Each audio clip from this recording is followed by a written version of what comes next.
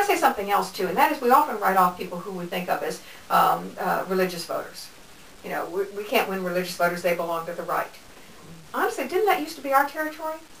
That used to be our territory. The people who were motivated to do good works, the people who thought of the morality of their actions as being a talisman, and but that's not true anymore. That we think of them as they're forbidden.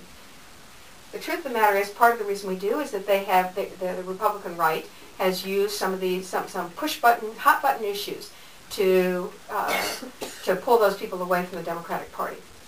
But I'm just betting that if you go to any church in some of these states that you're thinking about, and that you would consider a fundamentalist church, they do not spend their weekends thinking or talking or acting on anything to do with gay marriage. But I bet they spend their weekends doing things to do with poverty. I bet that's how they use their time. And, you know, Jim Wallace, who wrote God's Politics, said that if you take out, poverty out of the New Testament, you're going to have an extraordinarily thin volume. That's what John has done. John has thought about poverty and tried to find ways. He can go to these places and talk not about the things that divide us, but the things that unite us. This is what's incredibly important to people. And I know these are people these are our neighbors. This is what they care about. And you can say you can have a president who cares about exactly what you care about. You're not going to agree with him on everything, but the thing you care about most, that's what he wants to do too. And there's, there isn't. If you say poverty is an issue, there's only one candidate who comes to mind in this race, because that's been such a hallmark of John's life, honestly, in terms of dealing with homelessness issues and in more recent years the wide variety of issues that affect poverty. So there's honestly, maybe I'm being overly optimistic or Pollyannish, but I honestly it's like I don't think this is. I think this is a very small group of people we're never going to be able to get. Everybody else, we just need a little time to talk to them, and John can win them. I honestly think you think about who they're going to nominate on the other side, and that's in a race that's one of the things you have to think about too. So who do they nominate on the other side? My dream candidate is Rudy Giuliani. I realize that everybody, the polls will say he's the strongest. I'm just convinced that he's not. Partly because these people who we're talking about, being these, in rural areas, being the people who need to be reached, or in these churches, are not going to be motivated by his rhetoric. They're going to be motivated by the things John has to say. Honestly, I think we win back the South if it's a Giuliani-Edwards race, and wouldn't that be nice? Thank you for your question. May I make a comment? You may.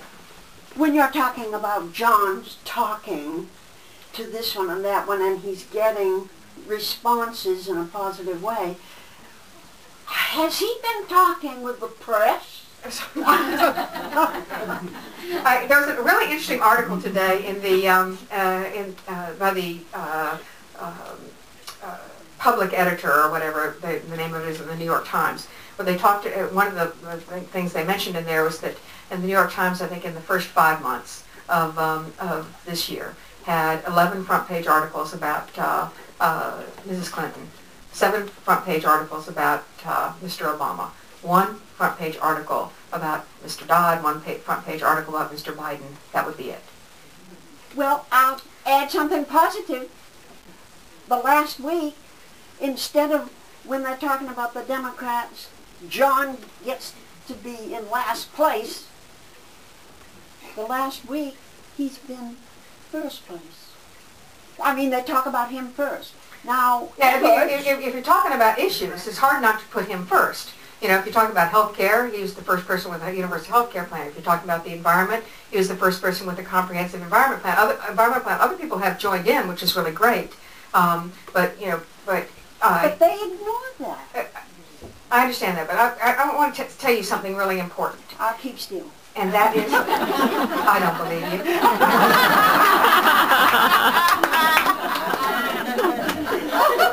I got your number, don't I? I'm afraid so. All these the mainstream media and the pundits, they're all going to be doing things. The more they do, the more talk they have about particular candidates, you're going to see their numbers go up in the polls. I bet there are people who think that there are only two Democratic candidates in this race in parts of the country.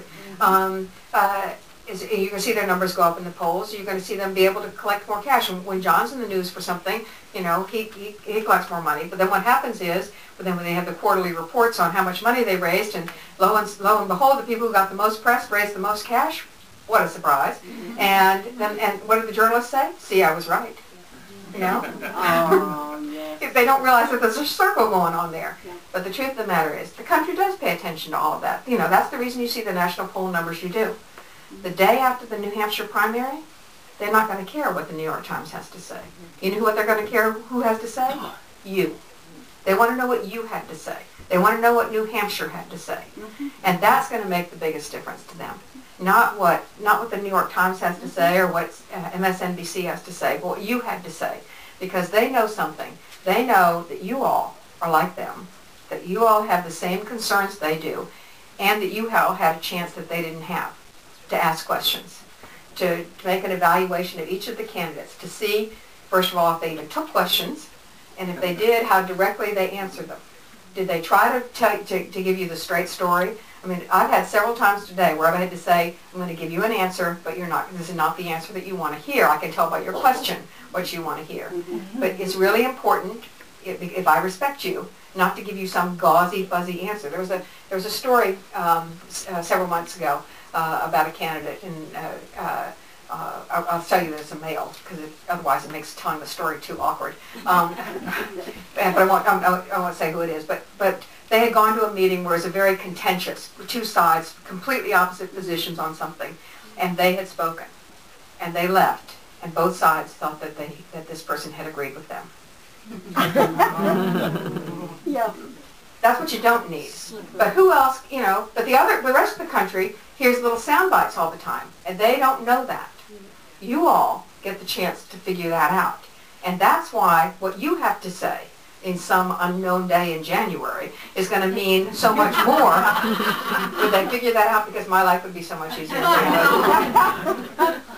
But so when that determination is made by you all, then the rest of the country will pay attention. And what they had to say, for however many months, however many times they put somebody on the front page, won't matter nearly as much as what you all have to say. So this is not just trying to pump you guys up, although I'm happy to pump you guys up. That'll help. I'll be doing that all day. But the truth of the matter is, that's really in the end what matters. That's the reason I'm still doing this. If I thought that what the mainstream media had to say was going to determine this race, I might as well go home.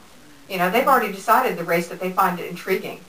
And so none of the rest of us have any business in the race. But the truth of the matter is, this time, it was Thanksgiving of 2004, or 2003, when John Kerry stopped his car, jumped out and talked to John. I talk about this in my book, so I'm not telling any stories I did maybe talk out of school, but I already did it, so I can do it again.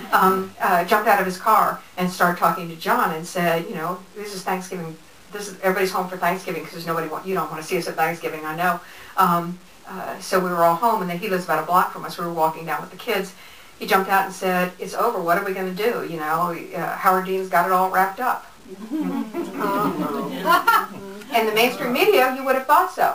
And listening to if you'd seen how many people were endorsing Howard Dean at that time, oh my goodness, I mean, they couldn't jump on the boat fast enough. But the truth of the matter is that the people of Iowa and the people of New Hampshire got to make their say. And I thought Howard was a better candidate than the tanking that happened in Iowa. But still, you can't rely on what they have to say. That in the end, you all make that determination. I think it's that constellation of things that some of which we talked about: vision and values, real ideas, and electability. Because you all are extraordinarily pragmatic, you want to make certain that that the statement you make to the rest of the country is, this is the person that we like their ideas and we think they can win. And in this election, the most progressive candidate is the most electable, oddly enough.